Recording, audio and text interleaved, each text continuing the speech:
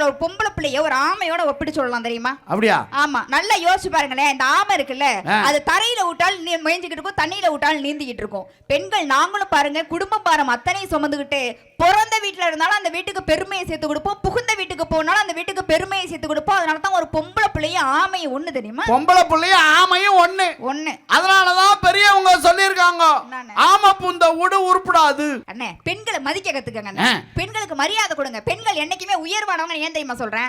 ஒண்ணு இல்ல, இங்க எல்லாருமே வீடு புதுசா கட்டி இருப்பீங்கல்ல, ஒரு வீடு கட்டி முதல்ல கிரக பிரவேசம் இந்த சைடுலாம் வீடு புண்ணியார்ச்சனை பண்றதுன்னு சொல்லுவாங்க. அப்படி ஒண்ணு பண்றோம் அப்படின்னா கூட முதல்ல யார உள்ள அனுப்புவாங்க? 5 அறிவு உள்ள எங்க இனமான பொம்பளை மாடு, பசு மாடு தான் உள்ள அனுப்புவாங்க. உழைச்ச மாடு ஒரு பிட்டு துணி கூட இல்லாம ஓரமா நிக்கும். ஆனா இந்த மாட்டுக்கு பட்டு துணி வச்சு கொடுப்பாங்க. நல்லா தெரிஞ்சுக்கோ, சாதாரண வாசல்ல தான் பசுமாடு வரும், வாடி வாசல்ல எங்க காளை மாடு தான் வரும்.